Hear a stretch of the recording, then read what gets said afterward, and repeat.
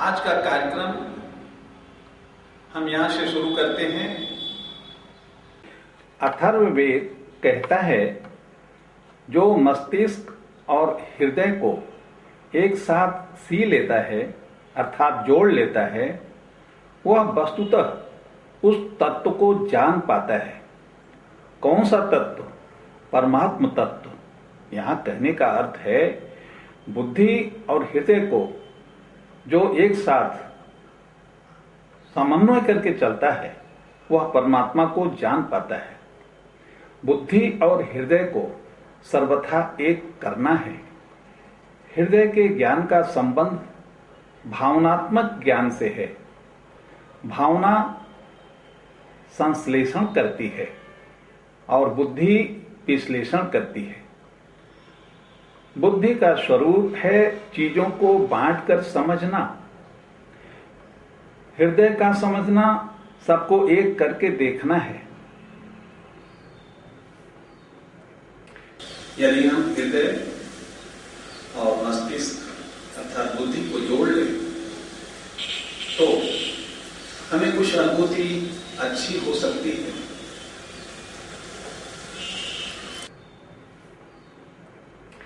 जब हम किसी कर्म कांड में लिप्त होते हैं, यज्ञ हो, विवाह हो, पूजा हो, तो वहां हमारी श्रद्धा टिकती नहीं। बुद्धि से जान पड़ता है कि हम उसमें श्रद्धा रख रहे हैं, किंतु वास्तव में हमारी श्रद्धा उस पूजा के साथ होती नहीं। मन में यह विश्वास आता ही नहीं कि यह पिंडदान हमारे पूर्वजों को मिलेगा भी जो हम कर रहे हैं। इसलिए मन में श्रद्धा उत्पन्न नहीं होती और हम समाज को दिखलाने के लिए मजबूरीवश इस क्रिया को करते हैं। इन क्रियाकलापों को देखें तो लगता है हमें इन चीजों पर श्रद्धा है, पर हृदय में प्रवेश करें तो पाते हैं कि यह सब करते हुए भी हम वस्तुतः एक मिथ्याचार में लिप्त हैं। वस्तुतः आंतरिक सद्भाव इन पर नहीं है।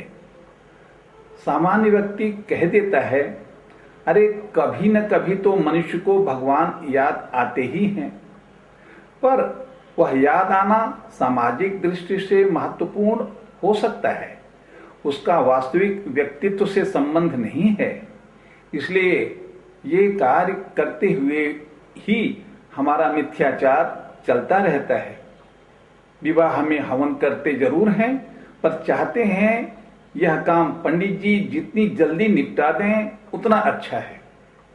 ऐसे ही मृत्यु आदि से संबंध क्रियाकलाप करते हुए भी हमारे मन में प्रश्न उठते हैं, क्या इसमें सचमुच कोई लाभ होगा? क्या यह दिया पिंड मेरे पितरों को मिलेगा? वह आचार क्योंकि हृदय से नहीं किया जाता, इसलिए मिथ्याचार हो जाता है। ज्ञान साधना का मतलब केवल बुद्धि से विश्लेषण करना नहीं, वरन बुद्धि और हृदय को सर्वथा एक कर श्रद्धा की भूमि पर खड़ा होना है, जहां व्यक्ति राष्ट्र और संस्कृति का निर्माण कर सके। आध्यात्म शास्त्र अर्थात तुम्हारे शरीर में होने वाले तत्व के विषय में जब विचार किया जाता है और यह तत्व तुम खुद हो, तब ज्ञानी का जो स्वभाव बतलाते हैं, बिना प्रयत्न के उसकी विशेषता है, उसे ही लाने का प्रयत्न साधक को करना है। जब वे गुण स्वभाव सिद्ध हो जाएंगे तब तुम ज्ञानी हो। जब तक उन्हें लाने की कोशिश करनी पड़ती है तब तक साधक हो।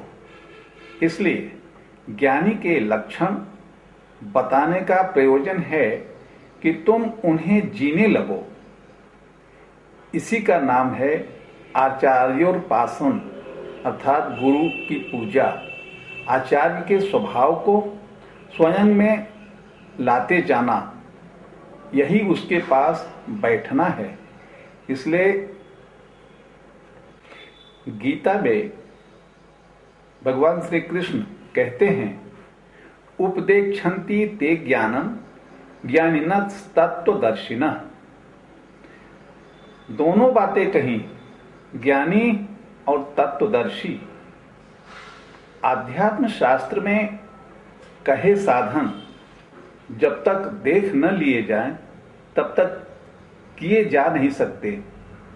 जैसे चाहे जितना संगीत शास्त्र का अध्ययन कर लो, जब तक किसी से शुद्ध स्वर सुनोगे नहीं और फिर खुद उसे अपने गले से निकालोगे नहीं, तब तक गवैये नहीं बन सकते। ऐसे ही आध्यात्म शास्त्र में जीवन में ढालना है। अतः ढला हुआ रूप देखे बिना कभी पता लगता नहीं कि क्या और कैसे करना है।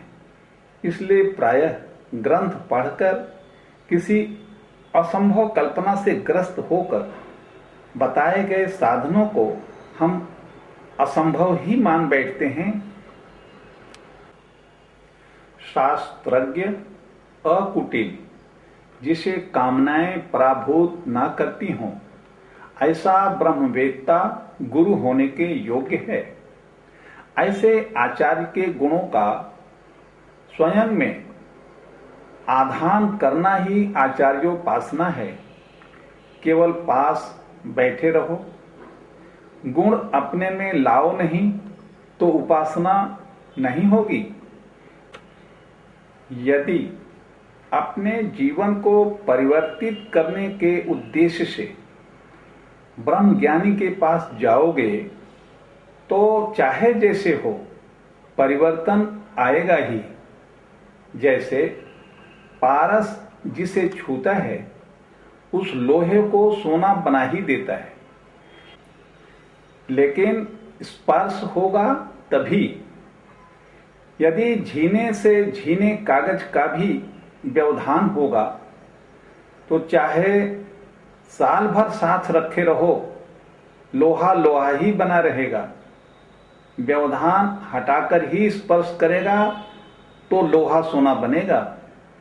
बिना व्यवधान के जब उपासना होगी तभी गुरु का अलौकिक प्रभाव सामने आएगा। आचार्य का अपूर्व असर होता है। ज्ञानदाता गुरु के लिए पारस और लोहे का सिद्धांत उचित नहीं है, क्योंकि पारस लोहे को सोना भले ही बना दे, पारस तो नहीं बनाता। गुरु तो अपने पर आश्रित शिष्य को वही सच्चिदानंद बना देता है जो वह खुद है। इसलिए यह अलौकिक है, अनुपम है। किंतु यह होगा तभी जब बीच में कोई व्यवधान ना हो। हल्की से हल्की भी दूरी इस परिवर्तन को आने नहीं देगी। शिष्य में परिवर्तन होने की तीव्र इच्छा होनी चाहिए। यदि कोई दूसरी कामना पड़ी है तो यह परिवर्तन नहीं आ सकता। हम आपको कुछ दृष्टांत आध्यात्म का प्रस्तुत करते हैं, उसे समझें। महर्षि वरुण के पास भृगु ऋषि जाकर परम तत्व के विषय में जिज्ञासा करते हैं। अधीहि भगवो ब्रह्मेति, हे प्रभु मुझे बतावें वह परम ब्रह्म तत्व कैसा है। महर्षि वरुण उत्तर देते हैं, जिससे यह जगत उत्पन्न होता है, जिसके कारण यह जगत स्थिर रहता है, और अंत में जो इस संसार को अपने में लीन कर लेता है वह ब्रह्म है। इतना कहने के बाद साधन बतलाया। तपसा ब्रह्म विजिज्ञासस्व। हमने तुम्हें परमात्मा का चिंतन कैसे किया जाए इसका सूत्र दिया। अब तुम अन्वय व्यतिरेक के द्वारा तप करोगे, विचार करोगे तो तुम्हें उसका पता लगेगा। अन्यत्र भी वेद कहता है तपो ब्रह्म, उस परम तत्व के बारे में अपने हृदय में सर्वथा ईमानदारी रखते हुए सचमुच हम उस तत्व तक पहुंचना चाहते हैं, ऐसी भावना रखते हुए जो पूज्य विचार किया जाता है उसे हमारे यहाँ मीमांसा कहा गया है। बात समझने के लिए प्रयत्न है, इसके लिए नहीं कि वह कैसे सिद्ध ना हो, बल्कि प्रयत्न किया जा रहा है कि कैसे सिद्ध हो। इस प्रकार का विचार ही निष्कर्ष पर पहुंचाता है और तभी वह विचार तप होगा।